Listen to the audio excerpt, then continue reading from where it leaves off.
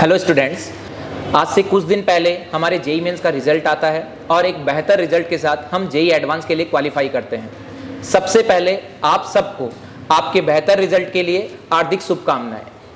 देखो बच्चों, आपने सबने अपने नेक्स्ट टारगेट जेई एडवांस 2024 के लिए तैयारियां स्टार्ट कर रखी हैं। सबकी अपनी अपनी एक प्लानिंग है, लेकिन जैसे जैसे समय बीतता है तो हमें कहीं ना कहीं ये फील होने लगता है कि समय कम है और कोर्स हमारे पास में बहुत ज़्यादा है। इस लास्ट मोमेंट के टाइम में हम क्या करें कि हम हमारे स्कोर को अच्छे लेवल पर बढ़ा सकें। तो आज के इस गाइडेड सेशन का जो हमारा मोटिव है वो यही है कि लास्ट के इन दिनों में हम हमारी केमिस्ट्री सब्जेक्ट को क्या फाइनल टच दें कि हमारा स्कोर इनहेंस हो सके। इस सेशन के लिए मेरे साथ में हमारे केमिस्ट्री एक्सपर्टीज फैकल्टीज आनंदी लाल सर, धर्मपाल सर और महेश सिसोदिया सर जुड़े हुए हैं। सबसे पहले अपन इसमें अपनी इनऑर्गेनिक केमिस्ट्री को लेते हैं कि इस सब्जेक्ट का इस पेपर में कितना वेटेज है, इसके कौन कौन से टॉपिक्स हमारे लिए ज़्यादा इंपॉर्टेंट हैं और उन टॉपिक्स में भी किस सब टॉपिक्स के बारे में हमें ज़्यादा डिटेल से पढ़ना चाहिए और कुछ अदर पॉइंट्स जो भी हमें आईओसी के लिए ज़रूरत लगते हैं। उसके लिए मैं सबसे पहले धर्मपाल सर से आप लोगों को कनेक्ट करूंगा कि हमें इस वक्त आईओसी में क्या क्या करना चाहिए। Yes Dharmpal sir. हेलो बच्चों, जैसा कि मैं उम्मीद कर रहा हूं आप 26 मई के लिए फुल जोश के साथ इस वक्त अपनी तैयारी कर रहे होंगे। ठीक है, मैं आपको अभी आईओसी में जो जो चीज़ें इंपॉर्टेंट बातें हैं वो आपको बताऊंगा। केमिस्ट्री सब्जेक्ट के अंदर आईओसी का जो इंपॉर्टेंस है रिसेंट 5 ईयर्स में वो 25 to 30% है। ठीक है, उसके अंदर भी जो आईओसी में जो इंपॉर्टेंट चैप्टर्स हैं उनमें सबसे पहले जो चैप्टर का नाम आता है वो चैप्टर है केमिकल बॉन्डिंग। उसका आईओसी के अंदर 27% वेटेज है। जो सेकंड चैप्टर है वो है कोऑर्डिनेशन केमिस्ट्री। कोऑर्डिनेशन केमिस्ट्री का जो लगभग वेटेज है वो है 21%। जो थर्ड नंबर का चैप्टर आता है वो है पी ब्लॉक। पी ब्लॉक के अंदर आपका जो वेटेज है वो 18% के अराउंड है। फोर्थ जो चैप्टर है वो है मेटलर्जी, जिसका वेटेज आपको 11% के अराउंड मिलेगा। और फिफ्थ जो चैप्टर है वो है सॉल्ट एनालिसिस, उसका वेटेज भी आपको 11% के अराउंड मिलेगा। डी एंड एफ ब्लॉक का जो वेटेज है वो 5 to 6% है और जो रिमेनिंग 5 to 6% है उसके अंदर आपकी periodic table, hydrogen atoms, its compound, ये सारे चैप्टर्स आपके आ जाते हैं। ठीक है, इसके बाद अब आपको मैं आईओसी के अंदर जैसे केमिकल बॉन्डिंग के अंदर कौन कौन से सब टॉपिक इंपॉर्टेंट है उसके बारे में अपन डिस्कस करेंगे। देखो, आप जो केमिकल बॉन्डिंग चैप्टर है वैसे तो पूरा चैप्टर ही इंपॉर्टेंट है, बट अब लास्ट के क्या टाइम कम बचा है तो इसके लिए मैं आपको सब टॉपिक्स बता देता हूं जिसमें रिसेंट ईयर्स में आईआईटी एडवांस में फोकस किया है एग्जामिनर ने। ठीक है, तो उसके अंदर सबसे पहले आपको वीबीटी और वीएस ईपीआर थ्योरी आपको पढ़नी है। सेकंड नंबर के ऊपर आपको एमओटी पढ़नी है और थर्ड नंबर पे आपको डाइपोल मूवमेंट पढ़ना है। ये आपको केमिकल बॉन्डिंग में सबसे पहले फोकस करना है। जो सेकंड जो चैप्टर है वो है कोऑर्डिनेशन केमिस्ट्री। ठीक है, इसके अंदर आपको जो सबसे मेन पढ़ना है वो सीएफटी थ्योरी पढ़नी है, उसके बाद आपको आइसोमेरिज्म पढ़ना है और उसके बाद आपको सिनर्जिक बॉन्डिंग पढ़नी है। ये 3 सब टॉपिक्स हैं, इसमें काफी इंपॉर्टेंट है। इन 3 से लगभग क्वेश्चन इन्हीं में से आएगा। ठीक है, तो आप इन 3 सब टॉपिक्स को अच्छे से तैयार करें। थर्ड जो चैप्टर अपन बात कर रहे हैं वो है पी ब्लॉक। तो पी ब्लॉक के अंदर जो जो इंपॉर्टेंट चीजें हैं, सबसे पहले आपको बोरेक्स पढ़ना है, फिर आपको बोरिक एसिड पढ़ना है पी ब्लॉक के अंदर। उसके बाद आपको जैसे कार्बन के कंपाउंड्स के बारे में आपको स्टडी होनी चाहिए, उनकी रिएक्शंस के बारे में आपको पता होना चाहिए। फिर आपको पी ब्लॉक के अंदर ऑक्सी एसिड्स पढ़ने हैं। अब कौन कौन से ऑक्सी एसिड्स पढ़ने हैं ये आपको मैं बताता हूं। जैसे आपको नाइट्रोजन और फॉस्फोरस, और ऑक्सीजन फैमिली में आपको पढ़ना है सल्फर का, और हेलोजन फैमिली में फ्लोरीन, क्लोरीन, ब्रोमीन और आयोडीन सबके ही इंपॉर्टेंट है। ठीक है, इन ऑक्सी एसिड्स के अंदर जो सबसे ज्यादा आपसे क्वेश्चंस पूछे जाते हैं वो पूछे जाते हैं ऑक्सीडेशन स्टेट और स्ट्रक्चर के क्वेश्चंस। आपको काफी सारे क्वेश्चंस आते हैं, इनकी रिएक्शंस भी आती है, बट रिसेंट ईयर्स में स्ट्रक्चर्स काफी इंपॉर्टेंट हो गए इसके अंदर से। फिर जो लास्ट टॉपिक है इसके अंदर वो आपको पढ़ना है हाइड्रोलिसिस के बारे में। ठीक है, साथ में आप जैसे मैंने आपको अभी कार्बन फैमिली बताया था उसके अंदर आप सिलिकेट्स और सिलिकॉन्स पे भी फोकस कर सकते हैं। सिलिकेट्स काफी इंपॉर्टेंट है जिनसे आपका क्वेश्चन आ सकता है। अब नेक्स्ट चैप्टर पे अपन चलते हैं, वो चैप्टर था वेटेज वाइज में मेटलर्जी। मेटलर्जी भी अंदर आपको कौन कौन से एलिमेंट्स हैं या उनकी आपको मेटलर्जी पढ़नी है। इसमें सबसे पहले आपको मेटलर्जी पढ़नी है आयरन की, फिर आपको पढ़नी है कॉपर की, फिर आपको पढ़नी है एल्यूमिनियम की, फिर आपको पढ़नी है पीबी की, फिर आपको पढ़नी है टिन की, फिर आपको पढ़नी है जिंक की, फिर आपको पढ़नी है सिल्वर की और उसके बाद आपको गोल्ड की। इन सब की मेटलर्जीज आपको कवर करनी है। अब ये जैसे मैंने काफी सारी मेटलर्जीज बना दी, इनमें भी क्या है सबसे जो ज्यादा इंपॉर्टेंट है वो है कॉपर, आयरन और एल्यूमिनियम। इनसे काफी सारे क्वेश्चंस आते हैं, इनको आप तैयार करें। जो 6 नंबर का जो चैप्टर था आपको वो था सॉल्ट एनालिसिस। तो सॉल्ट एनालिसिस क्या है, जैसे एनसीईआरटी में स्पेसिफिकली गिवन नहीं है तो तो इसके लिए आपको जहां भी आप पढ़ रहे होंगे वहां पे आपको नोट्स मिल रहे होंगे, तो उन नोट्स को पढ़े। साथ में नोट्स के साथ आपको एक 12th क्लास में लैब मैनुअल मिलती है, तो उस लैब मैनुअल को भी जरूर पढ़ें, क्योंकि प्रैक्टिकल वाले पार्ट पे भी अब क्या है, एग्जामिनर काफी फोकस करता है, तो उसको भी आप जरूर से पढ़ें, ठीक है। एक बार गो थ्रू जरूर करें उसमें से। फिर उसके बाद जो चैप्टर आता है वो है डी एंड एफ ब्लॉक। उसके अंदर से आपको KMnO4 और K2MnO4 आपको पढ़ना है, और क्रोमेट और डाइक्रोमेट इनकी रिएक्शंस आपको पढ़नी पड़ेंगी। एसिडिक, बेसिक और इन सारे मीडियम में आपकी रिएक्शन पढ़नी पड़ेगी। देखो बच्चों, आपको सर ने किस तरीके से केमिस्ट्री के अंदर, आईयूसी केमिस्ट्री के अंदर ब्लॉक वाइज बता दिया है, पार्ट वाइज बता दिया है कि हमें लास्ट के टाइम में क्या क्या चीज़ों को एक बार रिवाइज करना चाहिए।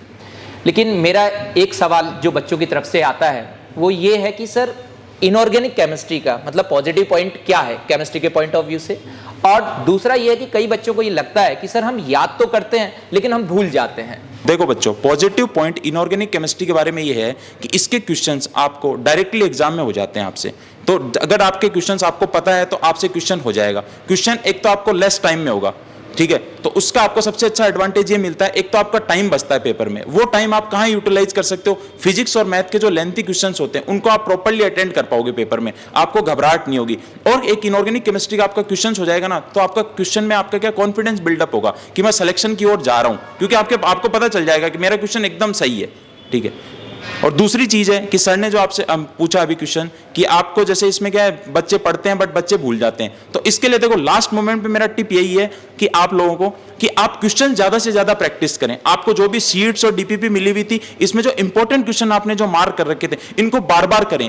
क्यों? क्योंकि देखो आपका पेपर क्या है, सब्जेक्टिव नहीं है। आपको एक कुछ जैसे किसी की प्रॉपर्टीज है ना, लिखनी नहीं है आपको सारी प्रॉपर्टीज, ठीक है। आपको क्या होगा, आपकी कोई रिएक्शन होगी, उसमें जो प्रोडक्ट बनता है तो उसके बारे में आपको इंफॉर्मेशन रहती है और आपको ऐसा लगता है भूल गए, बट एग्जाम में क्या होता है, प्रोडक्ट आपके सामने होता है, आपको पहचानना होता है, तो आपकी मेमोरी ऑटोमेटिक उसको रिकॉल कर लेगी। तो बच्चे क्या बिल्कुल घबराएं नहीं, अपने अंदर बिलीफ रखें और कॉन्फिडेंस के साथ तैयारी करें। आप वाले एग्जाम वाले दिन सबके साथ आपके साथ अच्छा होगा अगर आपने बहुत ही अच्छे से तैयारी कर रखी होगी। तो आप जेईई एडवांस के लिए ऑल द बेस्ट।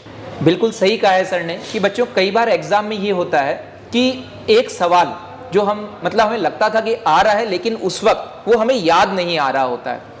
तो इसका ये मतलब नहीं है कि आगे आने वाले क्वेश्चंस में भी हमारे साथ यही प्रॉब्लम्स आने वाले होंगी।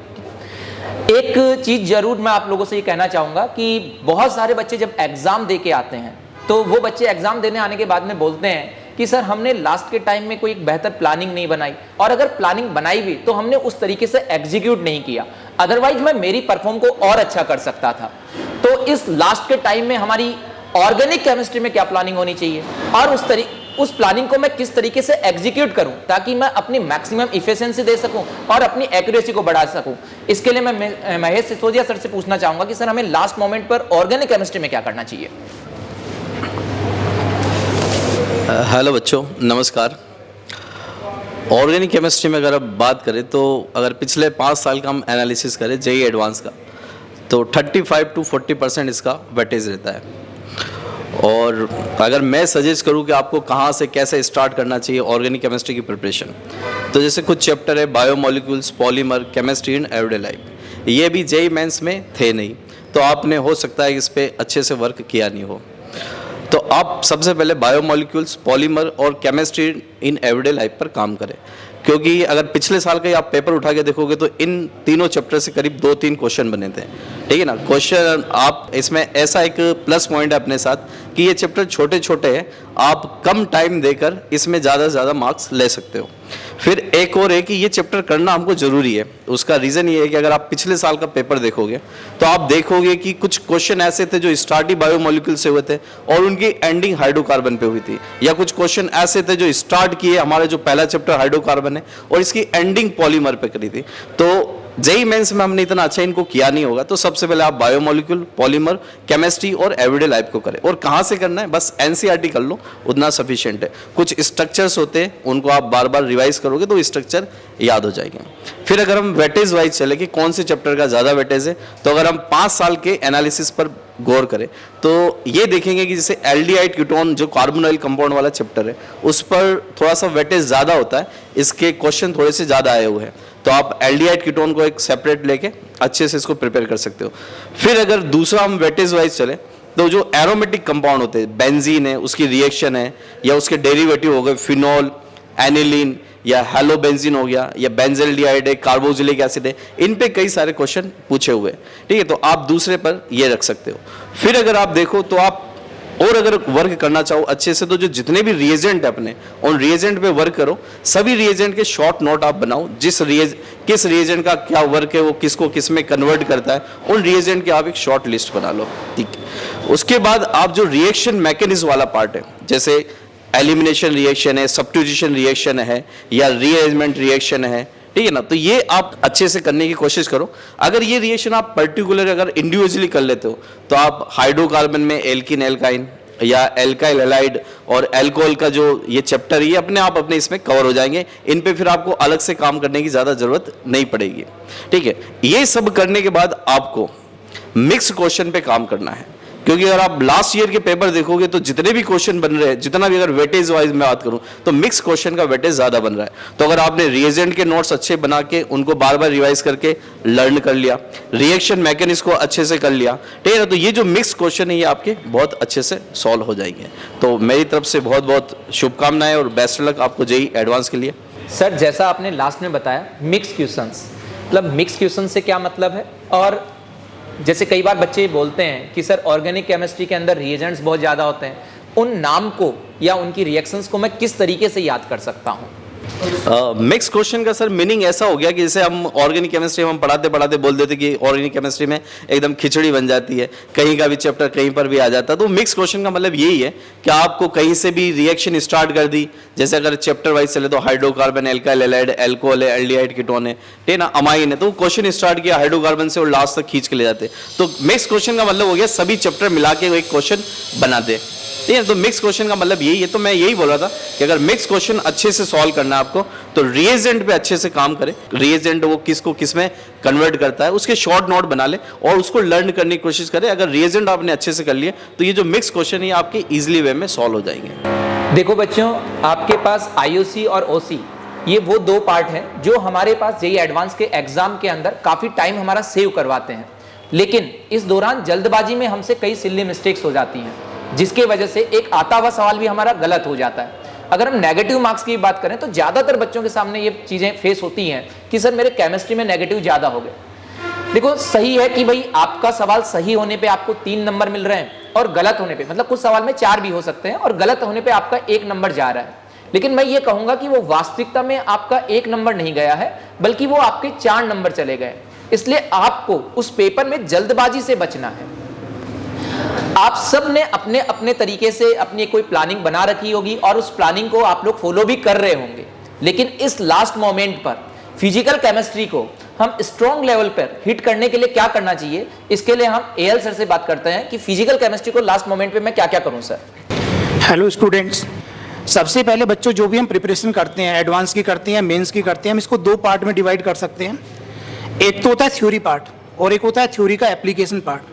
थ्योरी पार्ट की अगर मैं बात करूं तो जो मेंस के लिए रहता है वही एडवांस के लिए रहता है, उसमें कोई डिफरेंस नहीं है। और अगर हमने मेंस के लिए क्वालिफाई कर लिया है तो हम ये मान के चल सकते हैं कि हमारा थ्योरी पार्ट तो बहुत अच्छा है। बेटा, फिजिकल केमिस्ट्री का जो वेटेज है वो 35 to 40% वेरी करता है और जनरली मैक्सिमम ही रहता है। अब हमें एप्लीकेशन पार्ट पे आना है।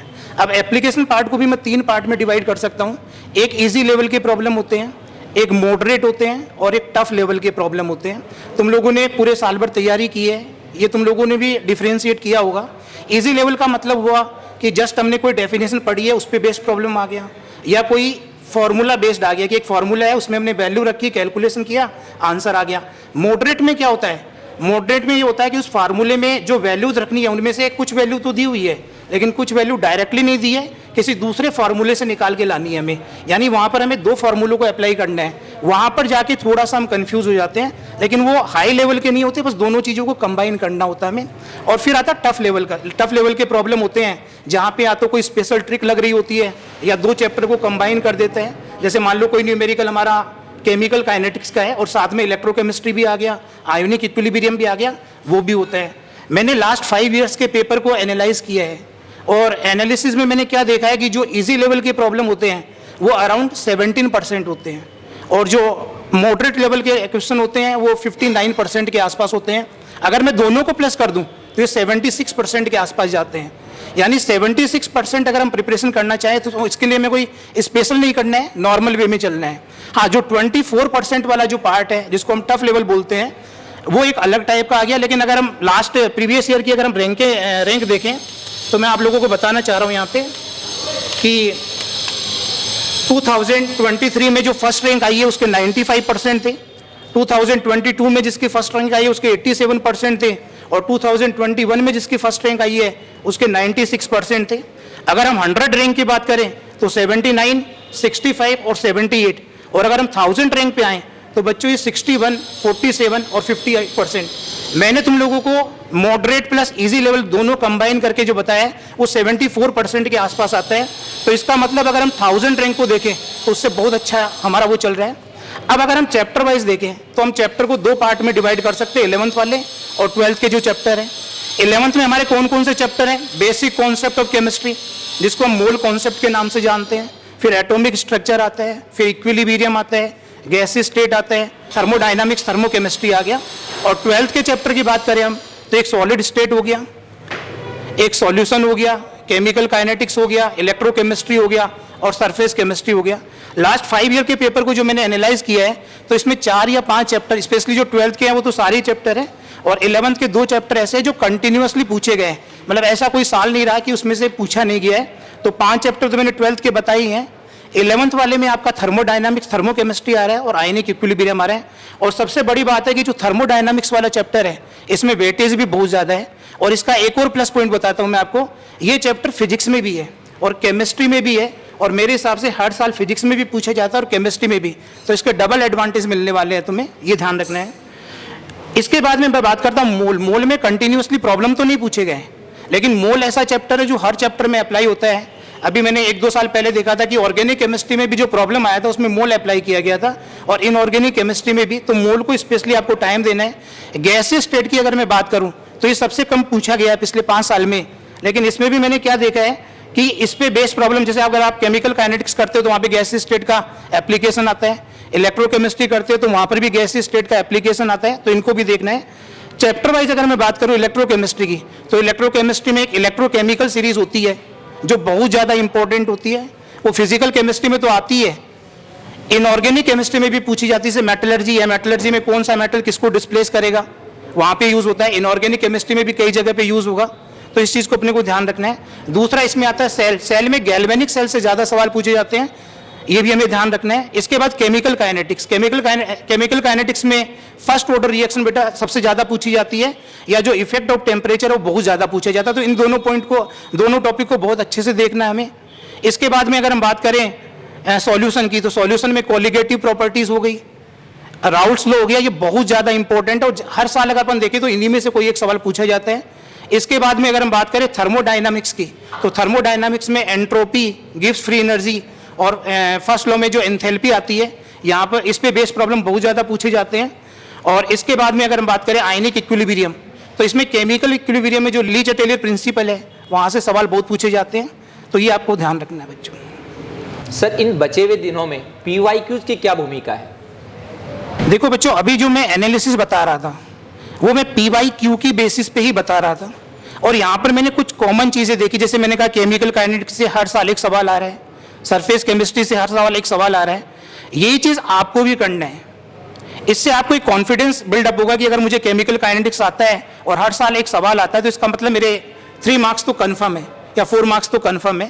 पहला तो ये होता है।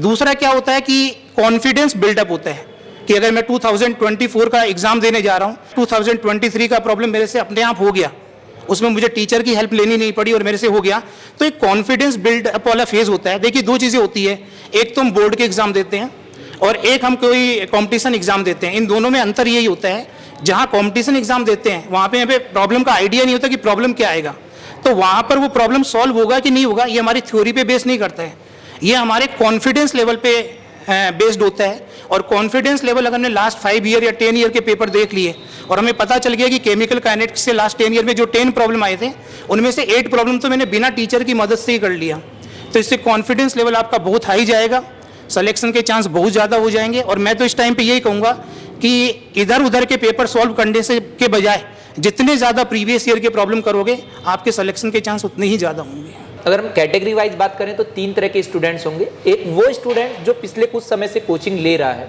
एक वो स्टूडेंट जिसने अपने आप को कहीं ना कहीं ऑनलाइन माध्यम से अपने आप को कनेक्ट रखा होगा, और कुछ स्टूडेंट ऐसे भी होंगे जिन्होंने अपना मतलब एम तो जेईई मेंस बनाया था, लेकिन उन्होंने वहां एक अच्छा स्कोर करके अब जेईई एडवांस के लिए भी क्वालिफाई कर रहे हैं। तो मैं इन तीनों बच्चों के लिए ये बात तो जरूर कहूंगा कि पेपर के अंदर सारे क्वेश्चंस टफ नहीं होते हैं, वहां आसान क्वेश्चंस भी होते हैं और मॉडरेट भी होते हैं। तो हमारा पहला जो एक राउंड होता है उसके अंदर हमें ये प्रयास करना है कि मेरे से जो इजी वाले जो क्वेश्चंस है वो तो मैं कम से कम सारे सही कर सकूं, क्योंकि इस पेपर में ये बड़ा एक चैलेंज होता है कि सर उस टाइम लिमिट में कौन सा आसान है, कौन सा एवरेज लेवल का और कौन सा टफ लेवल का, ये आइडेंटिफाई करना जो है ना वो भी एक अपने आप में कला है। और इस लास्ट मोमेंट पर आप लोग जो भी आप पढ़ रहे हैं वो एक वैल्यूएबल कंटेंट पढ़ें, ताकि आप अपनी परफॉर्मेंस को डे वाइज डे जो भी आपकी इस वक्त चल रही है उससे हम अच्छा परफॉर्म अपने एग्जाम के दिन करके आ सके।